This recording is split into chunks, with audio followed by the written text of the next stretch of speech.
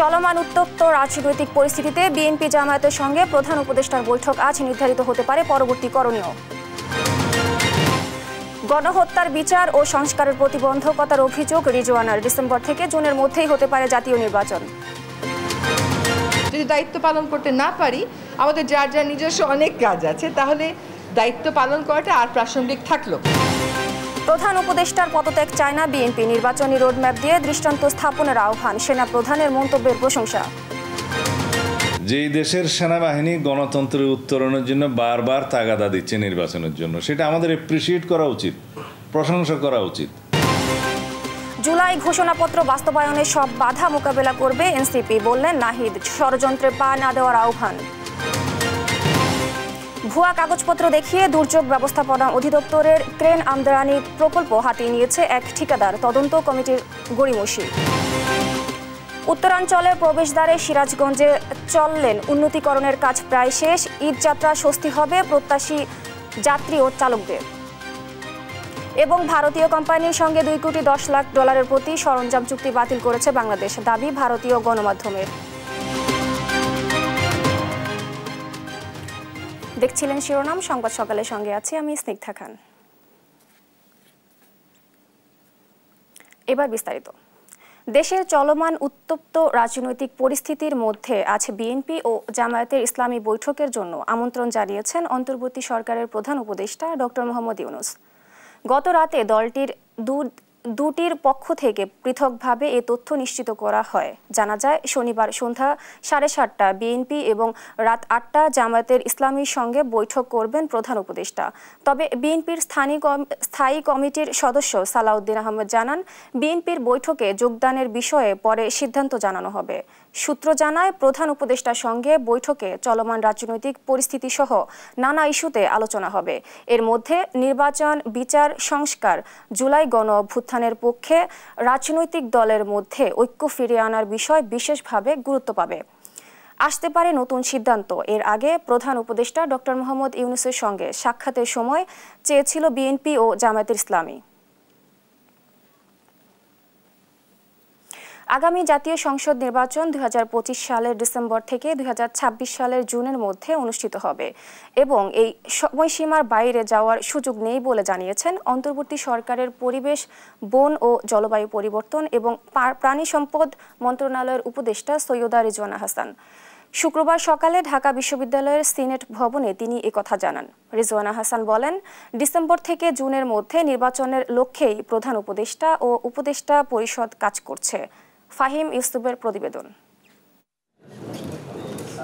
অন্তর্বর্তী সরকার নির্বাচনের সম্ভাব্য তারিখ ঘোষণা করলেও একাধিক দায়িত্বে সরকার বাধার সম্মুখীন হচ্ছে বলে মন্তব্য করেছেন পানি সম্পদ এবং পরিবেশ, বন ও জলবায়ু পরিবর্তন উপদেষ্টা সৈয়দা রিজওয়ানা হাসান।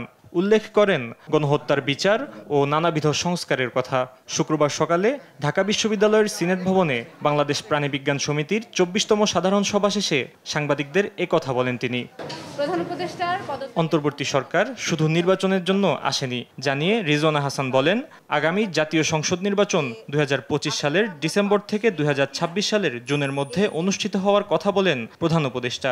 এর বাইরে এদিক সেদিক হওয়ার সুযোগ নেই। একটা দায়িত্ব হচ্ছে সংস্কার, একটা দায়িত্ব হচ্ছে বিচার, একটা দায়িত্ব হচ্ছে ইলেকশন। শুধুমাত্র ইলেকশন করবার জন্য তো আমরা দায়িত্বটা নিইনি, যেহেতু আরও দুটো দায়িত্ব আছে। আমরা যদি আমাদের দায়িত্ব পালন করতে পারি, তাহলেই আমাদের দায়িত্বে থাকাটা প্রাসঙ্গিক। যদি দায়িত্ব পালন করতে না পারি, আমাদের যার যার নিজস্ব অনেক কাজ আছে, তাহলে দায়িত্ব পালন করাটা আর প্রাসঙ্গিক থাকলো। এর আগে অনুষ্ঠানে তিনি জানান, ঢাকার 4টি নদী দূষণমুক্ত করতে বিশ্ব ব্যাংক ও এডিবির সঙ্গে চুক্তি হয়েছে। তুরাগ নদী দূষণমুক্ত কার্যক্রমের মধ্য দিয়ে এই চুক্তি বাস্তবায়ন শুরু হবে। 3রা জুনের মধ্যে হয়তো আমাদের একটা কর্মপরিকল্পনা অন তুরাগ ফাইনাল হবে এবং বাকি 3টা নদী বুড়িগঙ্গা, শীতলক্ষা এবং বালু, এইগুলোরও কর্মপরিকল্পনা ফাইনাল করে এডিবির যে একটা মেইন রিভার রেস্টোরেশন প্ল্যান আছে তার সাথে সংযুক্ত করে দেব। এছাড়া টাঙ্গাইলের মধুপুরে থাকা গারো সম্প্রদায়ের বিরুদ্ধে বন বিভাগের করা মামলা প্রত্যাহার করা হবে। সেই সঙ্গে গারোদের ভূমি জটিলতা নিরসন করা হবে বলেও জানান এই উপদেষ্টা। বন নির্ভর গারো সম্প্রদায়কে তাদের বিরুদ্ধে বন বিভাগের যে হয়রানিমূলক মামলাগুলো আছে সেগুলো প্রত্যাহারের ঘোষণা দেব। তাদের ভূমি অধিকার সেটেল করার প্রক্রিয়াটা শুরু করব। আমরা শালবন পুনরুদ্ধার করার কাজটা শুরু করে দিয়ে আসবো। আগামী 24 মে মধুপুরের সীমানা নির্ধারণের মধ্য দিয়ে বনের নির্দিষ্ট জায়গা উদ্ধার করা হবে বলেও জানান রিজওয়ানা হাসান। ফাহিম ইউসুফ, দেশ টিভি, ঢাকা। বিএনপি প্রধান উপদেষ্টার পদত্যাগ চায় না, তবে নিরাপত্তা উপদেষ্টাকে অবশ্যই পদত্যাগ করতে হবে। শুক্রবার এ কথা জানিয়েছেন দলটির স্থায়ী কমিটির সদস্য সালাউদ্দিন আহমেদ।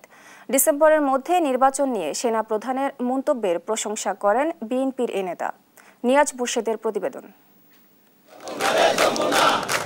রাজনৈতিক অস্থিরতা, উপদেষ্টা প্রধানের পদত্যাগের গুঞ্জন, নির্বাচনী রোডম্যাপ সহ নানা ইস্যু নিয়ে শুক্রবার বিএনপির চেয়ারপারসন কার্যালয়ে সাংবাদিকদের সাথে কথা বলেন বিএনপির স্থায়ী কমিটির সদস্য সালাউদ্দিন আহমেদ। এটা চলমান থাকবে। প্রধান উপদেষ্টার পদত্যাগ বিএনপি চায় না মন্তব্য করে বলেন, যদি ডক্টর ইউনূস আবেগের বশবর্তী হয়ে পদত্যাগ করেন তবে বিকল্প খুঁজে নেবে জনগণ। তবে নিরাপত্তা উপদেষ্টার পদত্যাগকে অনড় বিএনপি। জাতীয় সংসদ নির্বাচনের জন্য ডিসেম্বরের মধ্যে, অবশ্যই ডিসেম্বরের মধ্যে জাতীয় সংসদ নির্বাচন অনুষ্ঠানের জন্য একটি স্পেসিফিক রোডম্যাপ প্রদান করা উচিত। সেই দাবি আমরা করেছি, ওনার পদত্যাগ আমরা দাবি করিনি। যদি তারপরেও তিনি মনে করেন যে দায়িত্ব পালনে তিনি অপারগ বা ইমোশনালি আবেগের বশবর্তী উনি দায়িত্ব ছেড়ে দেন, তখন রাষ্ট্র তো বসে থাকবে না, জাতি বসে থাকবে না, তাকে তো বিকল্প খুঁজে নিতেই হবে রাষ্ট্রকে। সাংবাদিকদের এক প্রশ্নের জবাবে তিনি বলেন, ডিসেম্বরের মধ্যে নির্বাচন নিয়ে সেনা প্রধানের বক্তব্য প্রশংসনীয়। Very interesting. যেই দেশের সেনাবাহিনী গণতন্ত্রের উত্তরণের জন্য বারবার তাগাদা দিচ্ছে নির্বাচনের জন্য, সেটা আমাদের এপ্রিসিয়েট করা উচিত, প্রশংসা করা উচিত। এইখানে আমরা সেনাবাহিনীর ভূমিকাকে তো অ্যাপ্রিসিয়েট করব যে ওনারা গণতন্ত্রের উত্তরণের জন্য বারবার নির্বাচনের তাগাদা দিচ্ছেন। আর অভিযোগ করেন, ছাত্র প্রতিনিধিরা প্রধান উপদেষ্টার সাথে যে কোনো সময় সাক্ষাৎ করতে পারে, আর বিএনপির জন্য অপেক্ষা করতে হয়। দেখছি যে ছাত্র প্রতিনিধিরা দেখা করতে চাইলে তারা যে কোনো সময় দেখা করতে পারেন। শুনেন, বিএনপির মতো একটা লার্জেস্ট ডেমোক্রেটিক পার্টি, আমরা ওনার সাক্ষাতের জন্য সময় চাইলে 5-6 দিন অপেক্ষা করেও সময় দেওয়া হচ্ছে না। It's very interesting. যমুনা ঘেরাও করে সরকারকে যে চাপে ফেলার সংস্কৃতি তৈরি হয়েছে তা সরকারের উপদেষ্টারাই তৈরি করেছে বলেও মন্তব্য করেন তিনি। নিয়াজ মুর্শেদ, দেশ টিভি, ঢাকা। প্রধান উপদেষ্টা কেন পদত্যাগ করবে এমন প্রশ্ন রেখে অন্তর্বর্তী সরকারের 3 উপদেষ্টার পদত্যাগ চাইলেন বিএনপির চেয়ারপারসনের উপদেষ্টা জয়নুল আবদিন ফারুক। শুক্রবার জাতীয় প্রেস ক্লাবের সামনে এক অনুষ্ঠানে তিনি বলেন, পদত্যাগ না করে দ্রুত নির্বাচনী রোডম্যাপ ঘোষণা করে দৃষ্টান্ত স্থাপন করুক প্রধান উপদেষ্টা। এদিকে ক্ষমতায় এলে জুলাই আন্দোলনে হতাহতদের পরিবারের দায়িত্ব বিএনপি নেবে বলে জানান সিনিয়র যুগ্ম মহাসচিব রুহুল কবির রিজভী। নিয়াজ মুর্শেদের রিপোর্টে জানাচ্ছেন নাফিয়া ফারজানা।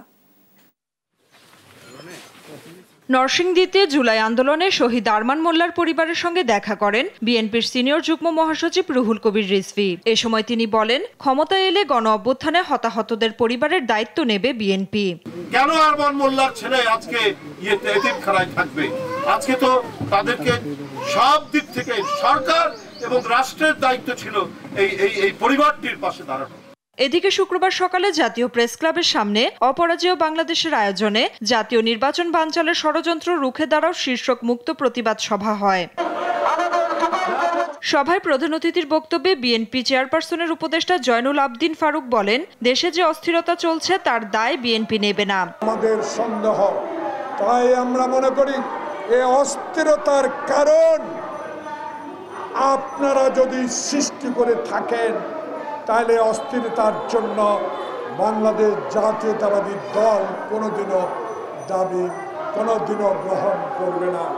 বিএনপি প্রধান উপদেষ্টার পদত্যাগ চায়নি বলে মন্তব্য করে ফারুক বলেন, দ্রুত নির্বাচনী রোডম্যাপ ঘোষণা করে দৃষ্টান্ত স্থাপন করতে পারেন প্রধান উপদেষ্টা। এই অস্থিরতার কারণে এই নন্দিত লোকটি নিন্দিত হয়ে বিদায় নেন। ইতিহাসে আপনার নামটি সন্ন্যাস করে লেখা থাকুক। কাদের কান কথা এখনো নির্বাচন বিলম্বিত করা হচ্ছে, অন্তর্বর্তী সরকারের কাছে এমন প্রশ্নও রাখেন তিনি। নাফিয়া ফারজানা, দেশ টিভি, ঢাকা। এনসিপি নেতাকর্মীদের উপর অসন্তুষ্ট হয়েই প্রধান উপদেষ্টা পদত্যাগ করতে চেয়েছেন বলে মন্তব্য করেছেন গণ অধিকার পরিষদের সাধারণ সম্পাদক রাশেদ খান। বলেন, বারবার যমুনার সামনে আন্দোলন করে অন্য রাজনৈতিক দলগুলোকে পথ দেখিয়েছেন এনসিপি, যার ফলে উদ্ভূত পরিস্থিতিতে মনক্ষুণ্ণ হয়ে পদত্যাগ করতে চেয়েছেন প্রধান উপদেষ্টা ডক্টর মোহাম্মদ ইউনূস।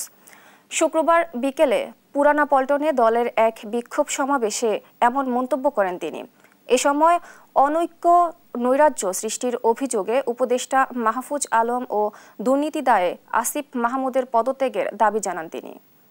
একই সঙ্গে ঢাকা উত্তর সিটি কর্পোরেশনের প্রশাসন মোহাম্মদ এজাজকে অপসারণ ও গ্রেফতার না করা হলে যমুনা ঘেরাও করে হুঁশিয়ারি দেন।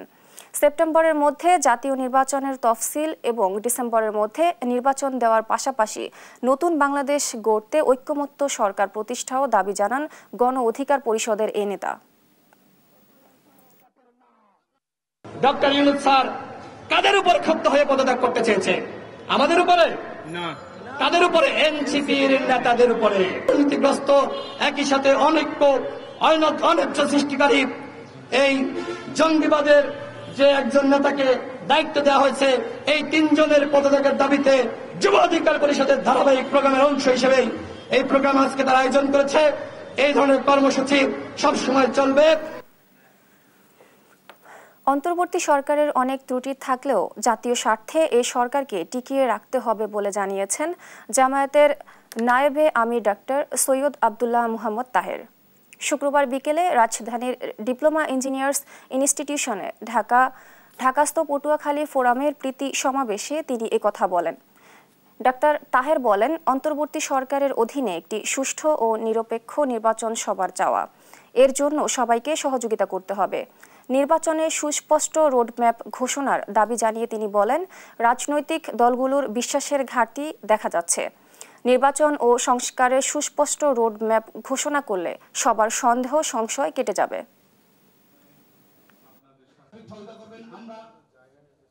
বাংলাদেশে যে সংকট তৈরি হয়েছিল তার অন্যতম প্রধান কারণ ছিল অসুস্থ নির্বাচন জবরদখল করার শাসন। অধ্যাপক ইউনূসের নেতৃত্বেই যে ইন্টারিম গভর্নমেন্ট আছে সেই গভর্নমেন্টকে টিকে রাখতে হবে, টিকে থাকা পরিহার্য প্রয়োজন। যে আমরা একটা সুষ্ঠু নির্বাচন করতে পারবো কিনা এই কারণে কেউ কেউ পদত্যাগ করার মতো চিন্তা তার মধ্যে প্রকাশ পাচ্ছে। এই উদ্বেগ উৎকণ্ঠার জন্য শুধু প্রশাসন নয়, রাজনৈতিক দলের সহযোগিতা তার জন্য দায়ী বলে আমরা মনে করি।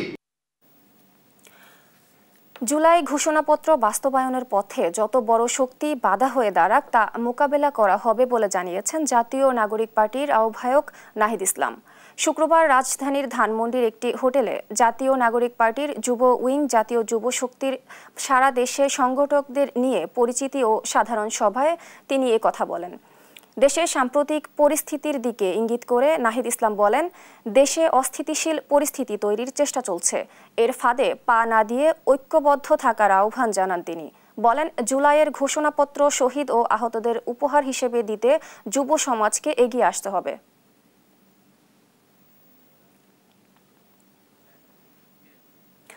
অবিলম্বে নারী কমিশন বাতিল করা না হলে আরও কঠোর কর্মসূচি দেওয়ার হুঁশিয়ারি দিয়েছেন হেফাজতে ইসলাম। শুক্রবার জুমার নামাজের পর বাইতুল মোকাররমের সামনে বিক্ষোভ সমাবেশ হেফাজতের যুগ্ম মহাসচিব মমিনুল হক বলেন, ইসলাম নারীদের যে মর্যাদা দিয়েছে তা প্রতিষ্ঠা করতে হবে। এ সময় দেশের বর্তমান পরিস্থিতিতে বিএনপি, জামাত সহ জুলাইয়ের চেতনায় বিশ্বাসী সব রাজনৈতিক দলকে ঐক্যবদ্ধ হওয়ার আহ্বান জানান তিনি। তাইফুর রহমান তুহিনের রিপোর্ট। নারী সংস্কার কমিশন বাতিল, শাপলা ও জুলাই সহ সব গণহত্যার বিচার, হেফাজত নেতাকর্মীদের সব মিথ্যা মামলা প্রত্যাহার করা এবং ফিলিস্তিন ও ভারতের মুসলিম গণহত্যা বন্ধ, এই 4 দফা দাবিতে শুক্রবার জুমার নামাজের পর জাতীয় মসজিদ বাইতুল মোকাররমের সামনে বিক্ষোভ সমাবেশ করে হেফাজতে ইসলাম। এ সময় অবিলম্বে নারী কমিশন বাতিল, শাপলা ও জুলাই সহ সব গণহত্যার বিচারের দাবি জানান হেফাজত নেতারা। কোরআন সুন্নাহ বিরোধী কোন আইন, কোন বিধান বাংলার মুসলমানে করতে দিবে না। সংস্কারের নামে কুসংস্কার করেছে। আগস্টের গণহত্যা, শাপলার গণহত্যার বিচার না দিয়ে আপনি যেতে পারবেন না। অন্তর্বর্তী সরকারকে নারী কমিশন বাতিলের পাশাপাশি যৌক্তিক সময়ে সংস্কার শেষে নির্বাচনের দাবি জানান সংগঠনটির যুগ্ম মহাসচিব মামুনুল হক।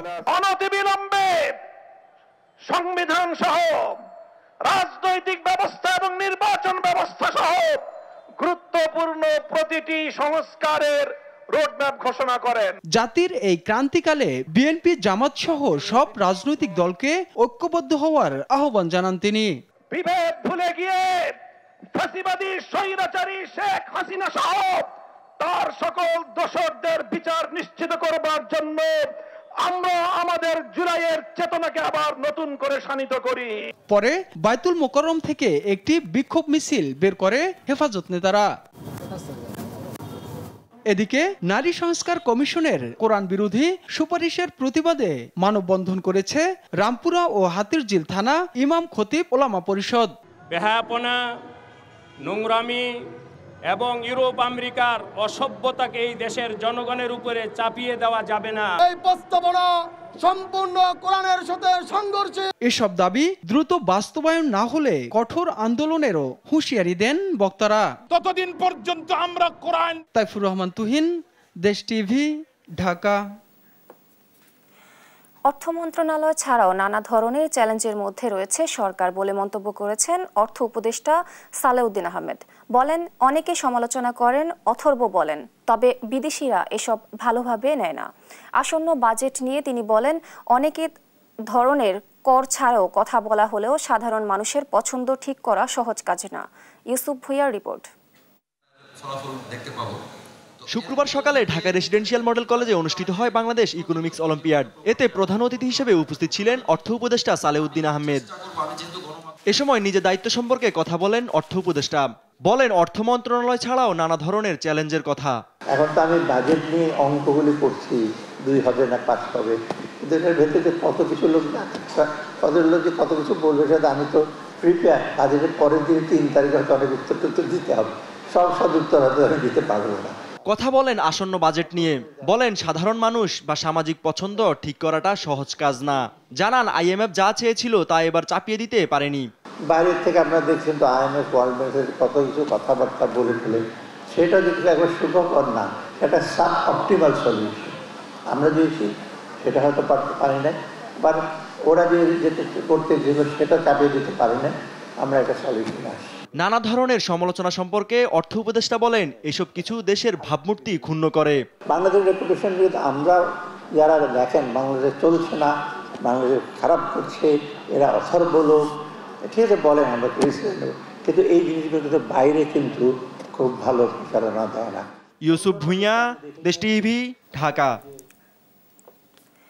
যাত্রাবাড়িতে বৃক্ষ মেলায় ককটেল বিস্ফোরণে নার্সারির কর্মচারী সহ আহত হয়েছেন 4 জন। এর মধ্যে একজনের অবস্থা গুরুতর হওয়ায় তাকে ঢাকা মেডিকেল কলেজে ভর্তি করানো হয়।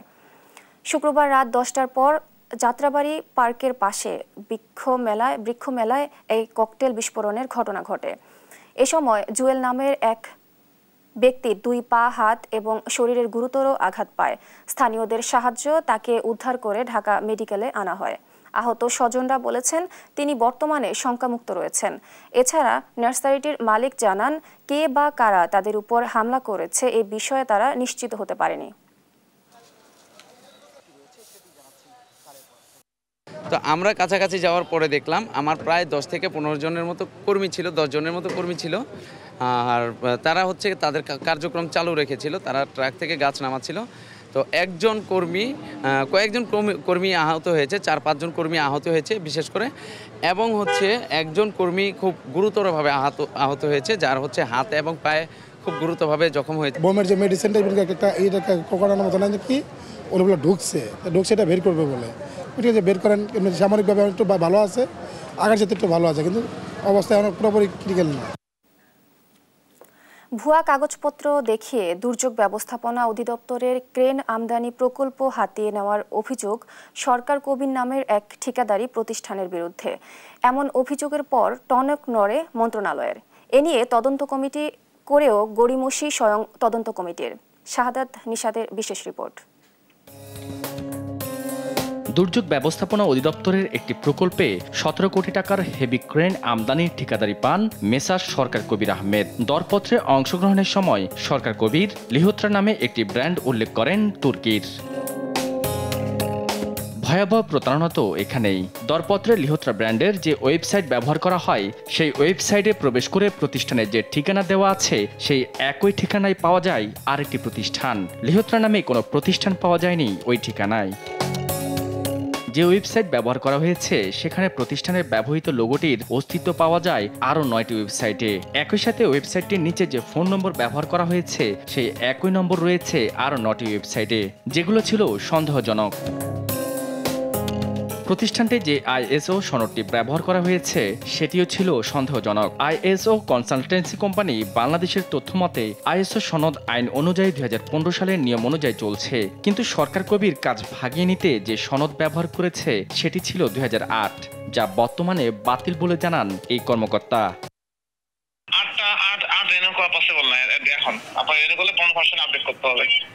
মানে এখন 15 ভার্সনটা লাগবে না? জালিয়াতিতে অভিযুক্ত মেসার সরকার কবির আহমেদের এমন দুর্নীতি খতিয়ে দেখতে এরই মধ্যে গঠন করা হয়েছে তদন্ত কমিটি, কিন্তু 7 দিনের সময় পেলেও ব্যর্থতার পরিচয় দেয় ওই কমিটি। এখনো তদন্ত প্রতিবেদন জমা দেয়নি দুর্যোগ ব্যবস্থাপনার এই কমিটি। এদিকে তদন্ত প্রতিবেদন দাখিলের সময় পার হলেও এখনো এ নিয়ে কোনো চিঠি পাননি সরকার কবির, এমনটাই জানান দেশ টিভিকে। কমিটি একটা করার কথা শুনছি, কিন্তু কমিটি চিঠি এখনো পাইনি। পাইলে পরে আমাদের যে সময় কাটবে তখন যে আমাদের কাগজপত্র যা আছে দেখাবো, তারা যে প্রশ্ন জবাব দিবে, এখনো ডাকে নাই। ভুয়া প্রতিষ্ঠান আর ভুয়া কাগজপত্র দেখিয়ে কিভাবে সরকারি প্রকল্প হাতিয়ে নিল সরকার কবির, আর কেনই বা যাচাই বাছাই ছাড়া কাজ দিয়েছে ওই প্রতিষ্ঠানকে, এমন প্রশ্নের উত্তর খুঁজতে দুর্যোগ ব্যবস্থাপনা অধিদপ্তরের মহাপরিচালক রেজওয়ানুর রহমানের দপ্তরে দেশ টিভি। কিন্তু প্রশ্ন শুনে দীর্ঘক্ষণ অপেক্ষা করিও দেখা দেয়নি মহাপরিচালক। ব্যস্ততার দোহাই দিয়ে আড়াল করতে চাইলেও নিজেদের এমন ভয়াবহ অনিয়ম। শাহাদাত নিশাদ, দেশ টিভি, ঢাকা। কুমিল্লায় মাদকাসক্তি নিরাময় কেন্দ্র থেকে একজনের ঝুলন্ত মরদেহ উদ্ধার করেছে এলাকাবাসী। গত রাতে টুলিপাড়া চৌমুনিতে নিউ যত্ন মাদকাসক্তি নিরাময় ও পুনর্বাসনের কেন্দ্র থেকে মরদেহটি উদ্ধার করা হয়। নিহত সোহেল বরুড়া উপজেলার আমরাতলী ইউনিয়নের বাসিন্দা। নিরাময় কেন্দ্রের রোগীদের অভিযোগ, কর্তৃপক্ষ সোহেলকে নির্যাতন করে হত্যা করেছে। এ সময় চিকিৎসাধীন রোগীরা নিরাময় কেন্দ্র ভবনটি ভাঙচুর করে। এই ঘটনায় আইনি ব্যবস্থা নেয়ার কথা জানায় পুলিশ।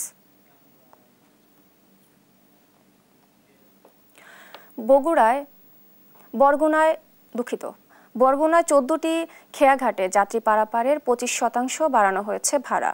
এতে ক্ষুব্ধ প্রতিক্রিয়া জানিয়েছেন যাত্রীরা। তাদের দাবি, জ্বালানি তেল সহ দ্রব্যমূল্যের দাম কমার পরেও ভাড়া বৃদ্ধি অযৌক্তিক। তবে জেলা পরিষদ বলছে নিয়ম মেনেই ভাড়া বাড়ানো হয়েছে। সহকর্মী রিয়াজ আহমেদ মোছার পাঠানো তথ্য ছবিতে জানাচ্ছেন সালমা জাহান। নদী বেষ্টিত বরগুনার এক উপজেলা থেকে অন্য উপজেলায় যাতায়াতের অন্যতম মাধ্যম খেয়া পারাপার।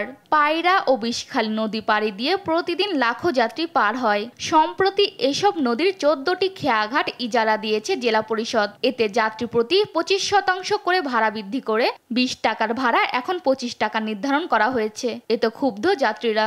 আমাদের যাত্রীদের জন্য এটা অবশ্যই এটা হয়রানি, কারণ আমরা দেখা যাচ্ছে যে আগে আমাদের 20 টাকা ভাড়া ছিল, সেটাই তো অনেক হয়ে যেত, এখন সেখানে আরো 5 টাকা, অথচ তৈলের দাম তো বাড়ে নাই। এই জুলুমের বিপরীতে আমরা নিষ্কৃতি চাই, যাতে জনগণের কল্যাণ হয়। ডিসি সাহেব বা জেলা পরিষদের কর্তৃপক্ষ মিললে তারা এই ভাড়াটা নির্ধারণ করছে, তবে এই যে ভাড়া করছে এটা আমাদের সাধারণ জনগণের উপর একটা চাপের সৃষ্টি হয়েছে। যাত্রী অধিকার সংরক্ষণ কমিটি বলছে, যাত্রীদের সাথে আলোচনা না করে ভাড়া বাড়ানো অযৌক্তিক। তেলের দাম কমার পরেও ভাড়া বৃদ্ধি করা হলো যাত্রীদের সাথে কোনো আলোচনা না করে, এগুলো ভোক্তা অধিকার সংরক্ষণ কমিটির নজর দেওয়া উচিত এবং প্রশাসনের দৃষ্টি দেওয়া উচিত। এবং যাত্রীদের কোনো সেবা এই পারাপারে নেই, তাদের ইচ্ছা মতো খামখেয়ালি মতো তারা খেয়া পারাপার করে থাকে। এদিকে জেলা প্রশাসক জানান, স্থানীয় সরকার বিভাগের নির্দেশনা অনুযায়ী প্রতি 3 বছর পর পর ভাড়া পুনর্নির্ধারণ কিংবা যৌক্তিকরণ করার বিধান রয়েছে। এছাড়াও 3 বছরের মধ্যে সর্বোচ্চ ইজারা মূল্যের 10% বৃদ্ধি করে দরপত্র আহ্বানের বিধান থাকায় সবকিছু সমন্বয়ের জন্য বাড়ানো হয়েছে ভাড়া। 3 বছর পরে যে মূল্যটা নির্ধারণ করার কথা সেই মূল্য নির্ধারণ কমিটি, এটা একটা কমিটি আছে, কমিটি একটা সুপারিশ করে, সেই সুপারিশের প্রেক্ষিতে আমরা সেটা আমাদের ঊর্ধ্বতন কর্তৃপক্ষকে পাঠাই এবং আরও অনুমতি দেওয়ার পরেই নিয়মিত ভাড়াটা নির্ধারণ করা হয়েছে। এবং এই ভাড়াটাতে যে এটাই জেলা পরিষদ মূলত রাজস্ব হয় এবং এই রাজস্ব হাই থেকে জেলা পরিষদ যে উন্নয়নমূলক কর্মকাণ্ডগুলো করে থাকে সেই কর্মকাণ্ডগুলো পরিচালনা করে থাকে। এর মধ্যে এই খেয়াঘাটের উন্নয়নও যুক্ত আছে। 25 টাকা করে নতুন নির্ধারিত ভাড়া আগামী 3 বছর কার্যকর থাকবে। নিউজ ডেস্ক, দেশ টিভি।